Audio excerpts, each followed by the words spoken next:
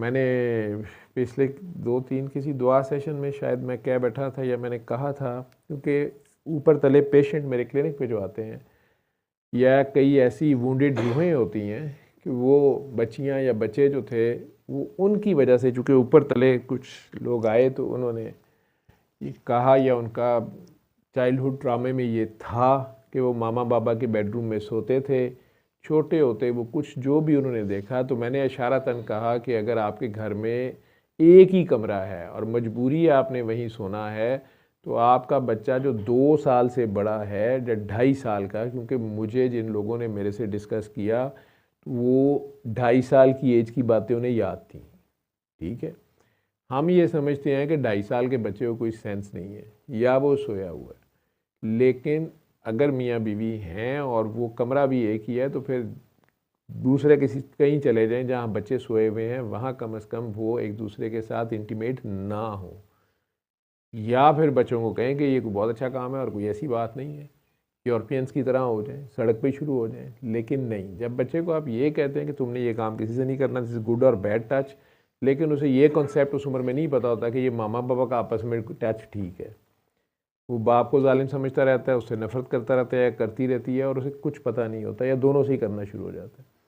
मैंने ये बात कही थी और कहा कि यार मतलब हया का तकाजा भी है, या कोशिश करें, मजबूरी है, अगर है ही एक कमरा है या जो भी है, सेल कोई बाथरूम तो होगा, तो आप अवॉइड करें। इशारा एक मैंने दिया। मुझे बहुत ही सख्त किस्म का किसी ने कुरान करीम की आयात के साथ वो भेजा था मैसेज, वो मैं भूल गया हूँ आप लोगों से शेयर करना। मैंने कहा जी आप डॉक्टर साहब तुसी अपनियां लम्मियां चौड़ियां ना छड्डो, तो ये ना करो तो वो ना करो, तो बच्चे जो होते हैं उन्हें कुछ नहीं होता और ऐसे नहीं होता और वैसे नहीं होता। और मैं मजहबी बहस में नहीं पढ़ना चाहता। जिन आयात को आपने कोट किया है, आप से मैं मुखातिब हूँ, उन्हीं आयात को आप दोबारा देख लें। नबी करीम सल्लल्लाहु अलैहि वसल्लम से भी कहा गया, बाकी मोमिनीन से भी कहा गया है, सरकार से कहा गया है कि आप दोपहर को अगर शर्ट उतार भी देते हैं, गर्मियाँ से वहाँ की तो गर्मी बहुत ज़्यादा है, तो आप शर्ट उतार के लेटे होते हैं तो आपके इवन जो खुद्दाम लड़के हैं जो शादी की उम्र को पहुँच गए हैं, वो नॉक किए बगैर ना आए। ठीक है, तो साथ ये कहा गया कि आपकी अपनी औलाद भी, ठीक है, नहीं तो उधर ही फिर फुर रही होती है, और ये सिर्फ शर्ट की बात हो रही है। ठीक, तो वो आयात को ऐसे कहा गया तो उन्होंने उसका मतलब ये निकाला कि जी जब तक वो शादी की उम्र तक ना पहुँचे तो उनके सामने नंगा भी हुआ जा सकता है और उन्हें वहाँ मतलब आने भी दिया जाए। तो मैं इस बहस में नहीं पढ़ना चाहता। आप जो साहब या साहब हैं, आप अपने 12-14 साल के बच्चों की तो नहीं शादी होती, 14-15 साल 9वीं-10वीं के बच्चों के सामने आप दोनों मियाँ बीवी नंगे फिरा करें, मुझे कोई मसला नहीं, आप शर्टें उतार दिया करें। अब मैं माफ़ी चाहता हूँ, मैंने अगर गलत तफसीर कर दी है, शायद मतलब गलत मुझे आ गया हो, मैं उस पर बहस नहीं करना चाहता। उन्हीं आयात को सारे मुसलमान आराम से खुद पढ़ें। मेरा इस बात को कहने का मकसद ये है कि उस कुरान में एक एक बात इतनी प्यार से आपको बताई गई है, अगर आप समझें तो ये माशरत इन्हीं मसलों के लिए है। इस्लाम सारे का सारा स्वाय हया के कुछ भी नहीं है, इसलिए सरकार ने कहा अगर तुमने हया नहीं करनी तो जो मर्ज़ी करो। वो हया अल्लाह की हया है। इवन तन्हाई आपको कहा गया है कि आपकी तन्हाई एक पाक वो है जिसकी तन्हाई पाक है। तो अगर आप कमरे में इंसानों में से तो कोई नहीं है, आप अकेले हैं फिर कोई बेशर्मी कर रहे हैं तो अभी भी आप कोई हया वो नहीं है। जिस अल्लाह की आप बात कर रहे हैं वो तो वही है। इस लेवल पे आपको सोचने को कहा गया है। लेकिन जिन आयात को आपने गुस्से में जो भी कह दिया है, मुझे नहीं पता, शायद आपको आदत थी ऐसे ही घर में फिरने की है नहीं, लेकिन उसको पर्सनल ना लें, उन्हें दोबारा गौर करें, किसी सियाने से समझ लें, किसी की भी तफसीर को पढ़ लें, मुझे लताड़ने की बजाय। और आपका मशवरा वो बाकी ठीक है, मैं डॉक्टरी कर रहा हूँ, मैं डॉक्टरी करता रहूँगा, लेकिन आप उन्हें दोबारा देख लें। तो जब इतनी बारीकी से इतनी बात भी रब ने बताई हुई है, ठीक है, बच्चों के बारे में भी यही बताया गया है, वैसे ओवरऑल भी मेहनत की वजह से यही कह दिया गया कि इवन जना भी देख लो तो उसका जिक्र ही ना करो अनटिल अनलेस कि अगर वो कपल ऐसा बेगैरत हो। ये जना बिल जबर की बात नहीं हो रही, वहाँ आपने गवाही देनी है अगर किसी के साथ ज़्यादती हुई है और वो सारा उस मजलूम के साथ खड़ा भी होना है, उसको रोकने, उसे बचाने की कोशिश भी करनी है। लेकिन अगर कोई ऐसा कपल है कि वो ऐसी कोई हरकत कर रहा है, तो अगर आपकी नज़र पड़ गई है, बजाय इसके कि आप उनके कमरों में पीपिंग टॉम बन के झांक रहे हो या खुद, इससे ये भी समझ लें कि पोर्नोग्राफी हराम है फिर, ठीक है, या उसको आगे शेयर करना या उसको बताना वो भी फिर गलत है। बात तो एक ही है, लेकिन कर रहे हैं सारे, आगे शेयर भी हो रहा है, सारा कुछ हो रहा है।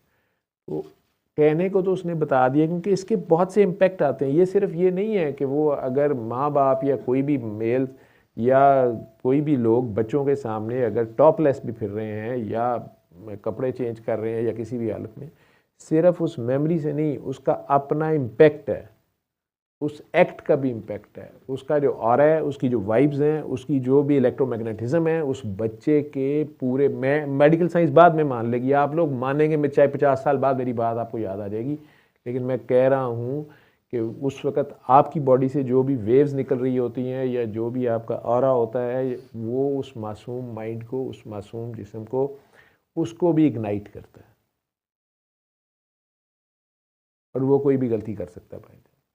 वो छोटा मासूम बच्चा जो है उसके हार्मोनल इम्बैलेंस क्रिएट हो सकता है, या वो सर जाती है तो वो कोई भी बेवकूफ़ी घर किसी बहन के साथ ही बदतमीज़ी कर सकता है।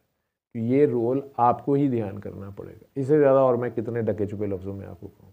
बाकी अगर इसको आप नहीं इसे समझते, जैसे वो यूनिवर्सिटी में प्रोफेसर साहब ने डांटा दो बच्चों को, मतलब ऑन रिकॉर्ड है, और दूसरे दिन अब्बा जी ने जाके कॉलेज में बीसी समेत सबकी क्लास ले ली कि बच्ची मेरी यहाँ पे ये पढ़ने आती है, बाकी वो जो भी काम कर रही है उसमें आप कौन होते हैं उसे डिस्टर्ब करने वाले। तो 100 बिस्मिल्लाह, अगर आप इतने तरक्की कर गए हैं तो वो भी ठीक है, तो फिर हालात किधर जा रहे हैं, नहीं जा रहे वो आप खुद कफील होते जा रहे हैं हर चीज़ में। वो कल्चर तो आना ही आना है इधर, जब आपने सारा कुछ अडॉप्ट किया उनका और उसको फैशन बना दिया और उसी को वो आपकी एलीट क्लास का जो है वो स्टेटस सिंबल बन जाती है। इंग्लिश मीडियम में बच्चे पढ़ने, इंग्लिश नावल पढ़ने, इंग्लिश लिटरेचर पढ़ना, उर्दू लिटरेचर पढ़ना, उर्दू बोलना जो है वो अगर पेंडुआना निज़ाम है तो ये ग़ुलामी का नतीजा है, ज़हनी ग़ुलामी और पसमानदगी का, जो जंग हारने के बाद हम अभी तक नहीं कर सकते। जैसे वो बच्ची अभी इस चीज़ को एनालाइज़ नहीं कर सकती जो कह रही थी कि वहाँ का बहुत अच्छा निज़ाम है मज़हब का, ठीक है, तो इन लोगों को ये नहीं पता कि पिछले 40-50 साल से यूनिवर्सिटी ऑफ नेब्रास्का का इस्लाम ही पढ़ रहे हैं सारे उन मुल्कों में। जो भी कहा जाता है वो ट्रंप का ऑन रिकॉर्ड है कि मैं वो किताबें ले आया हूँ, मैं नहीं भेज रहा हूँ, मैं ये कर रहा हूँ, मैं वो कर रहा हूँ, लेकिन अल्लाह ने आपको नहीं छोड़ा, अल्लाह के नबी ने नहीं छोड़ा। अल्लाह के नबी की, अल्लाह की किताब मौजूद है, सीरत मौजूद है, सुन्नत मौजूद है, अगर आपने फॉलो कर, और उसके लिए आपको किसी डॉक्टर जावेद की, किसी डॉक्टर इसरार की, किसी मौलाना की भी ज़रूरत नहीं है।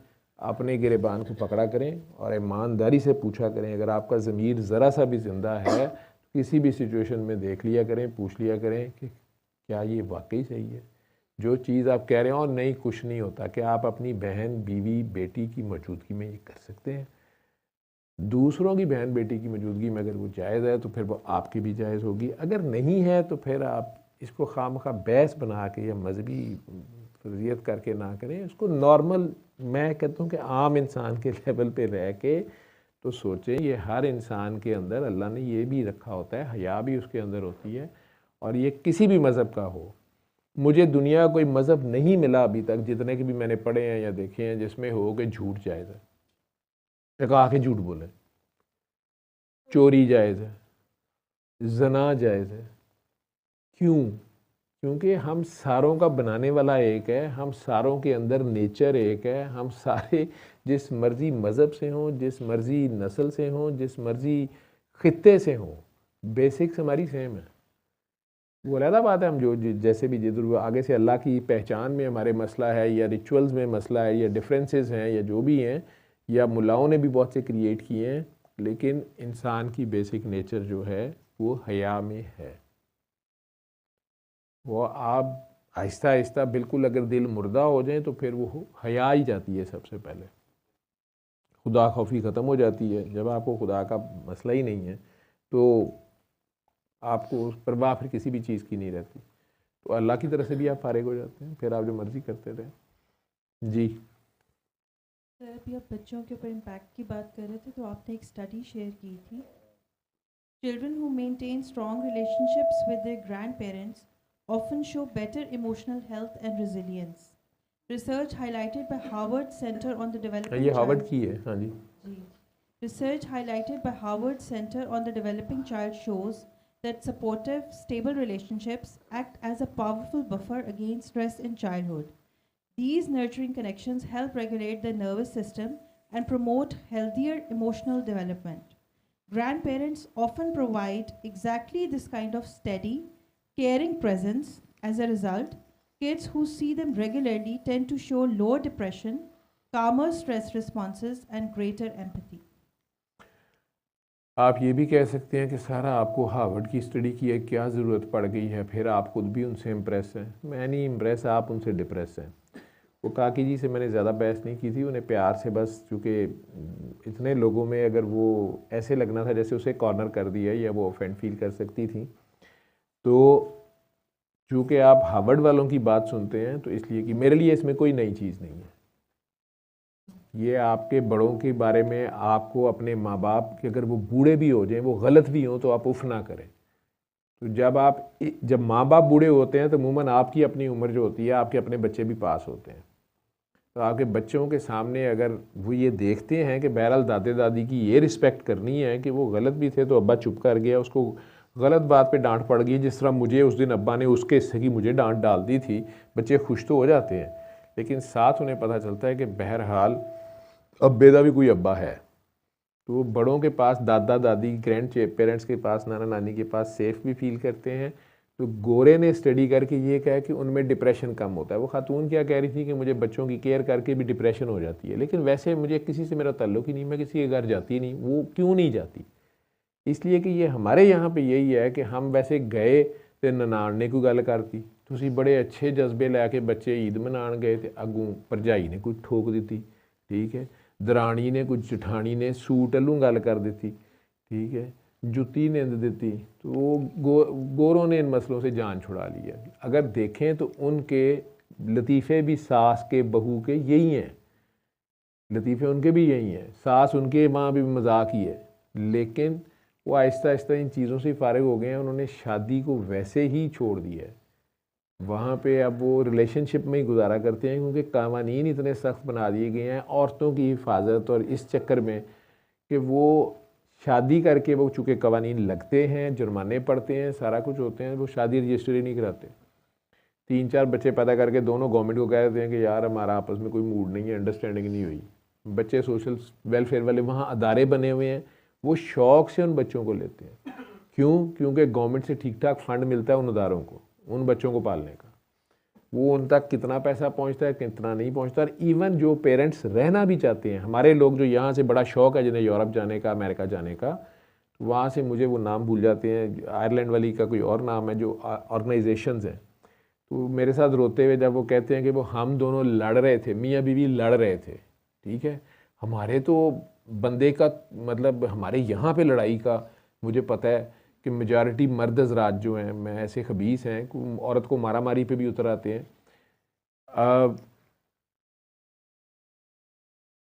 मज़ा ही नहीं आता जब तक कि पूरे महल्ले में ना पता चले कि मरते गए ना बड़ा भाई रोबे गया बीवी के उत्ते, वो रोज़ घर कुट्टन दिया होंगे, ठीक है।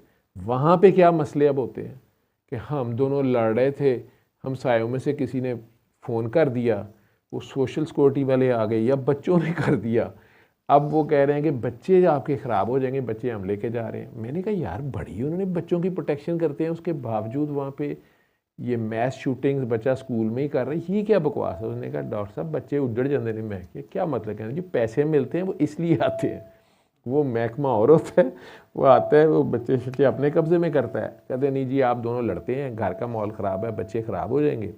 बच्चे गवर्नमेंट की कस्टडी में, गवर्नमेंट की कस्टडी कौन सी, वो NGOs के अंडर, और पैसे वो ठीक टका के ले लेंगे, जो कि आपकी तनख्वाहों में से कटेंगे। आप दोनों जो भी जॉब्स करेंगे, जो भी आपके अकाउंट्स हैं, वहाँ से हर महीने तनख्वाह में पहले ही कट जाएंगे, ठीक है। गवर्नमेंट भी अपने पल्ले से नहीं देगी, वो आपसे ले लेगी, आप जहाँ मर्जी जाएंगे।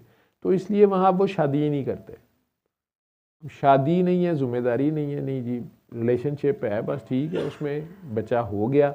जब उन्होंने ये अमेरिका की सबसे बड़ी डिबेट जिसके लिए दोनों पार्टियों ने आपस में इतना ज़ोर लगाया और 30 साल 40 साल की प्लानिंग करके एक पार्टी दूसरी ऊपर आई, अपनी मर्ज़ी के जज ला के वो लॉ उन्होंने चेंज कराया, क्योंकि कुछ उसमें हैं जो मज़हब को ज़्यादा फॉलो करते हैं, दूसरे ज़्यादा लिबरल हैं।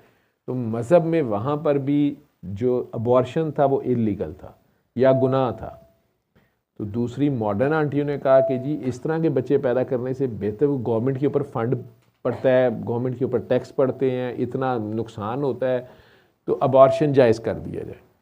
तो एक पार्टी ने वो लॉज अप्रूव करा लिए जब 80s में, तो 20 में से 12 जज चाहिए थे कि वो उसको ओवर रूल करते, ऐसे समझ लें। तो वो दूसरी पार्टी के जज ही 12 नहीं बन रहे थे। 20-30 साल लगा के उन्होंने, ये पिछली टर्म की गवर्नमेंट में, तो उनके आखिरकार दूसरी पार्टी के 12 जज हो गए। उन्होंने अचानक दोबारा अबॉर्शन इलीगल कर दिया। ये किन का कानून है? इंसानों का। अल्लाह का कानून क्या है? सीधा सीधा है, ठीक है। उसके बावजूद मैं कई बार, चूँकि मैंने हिस्ट्री लेनी होती है जब मैं एग्ज़ाम अपना क्लिनिक कर रहा होता हूँ, तो कई बार मैं ख़वातीन से चूँकि पूछता हूँ कि आपके कितने बच्चे हैं, कोई अबॉर्शंस तो नहीं है, DNCs तो नहीं है। तो अभी भी हमारी ख़वातीन में बहरहाल ये हया है कि थोड़ी देर को पास हो जाती हैं, चुप कर जाती हैं। फिर मैं कहता हूँ कि जी मुझे लगता है कि आपने खुद करवाया हुआ है, जो तो बाय चांस हो गए वो तो अलहदा है, तो आपने खुद भी कोई DNCs कराई नहीं है।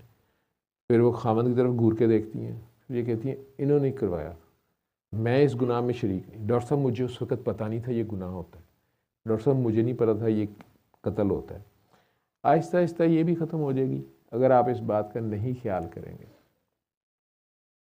अल्लाह ने कुरान में वाज़े अल्फाज में इस चीज़ से मना कर दिया हो, उसके बावजूद हम वायलेट कर रहे हैं, भुगतते हैं, उसके नताइज आगे आते हैं, तो उस वक़्त फिर हम अल्लाह को ब्लेम कर रहे होते हैं।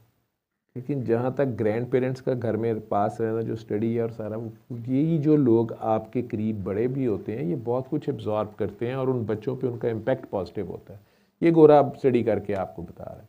तो बुज़ुर्गों की अगर आप अदब करते हैं, बुज़ुर्ग घर में बरकत के, फिर मैं कहूँगा बरकत का बायस होते हैं थोड़े से, उनमें कई शरारती भी होते हैं, कोई फसाद भी डलवा देते हैं, या उनमें से कई लोग गैर इखलाकी हरकत भी यंग लेडीज़ के साथ कर देते हैं, कुछ बेवकूफ़ लोग ऐसे होते हैं, लेकिन ओवरऑल उनका पॉजिटिव इम्पेक्ट होता है। बाकी गलत तो या गुनाह तो फिर कोई भी कर सकता है, कहीं भी कर सकता है। जी, तो ये स्टडी इसलिए हार्वर्ड की, चूँकि आप हार्वर्ड की सुन लेंगे तो इसलिए मुझे हार्वर्ड की रखनी पड़ गई, तो अल्लाह का फ़ैसला पहले से मौजूद है। सल्ले अला सल्ले अला सल्ले अला सल्ले अला सल्ले अला शफीना सल्ले अला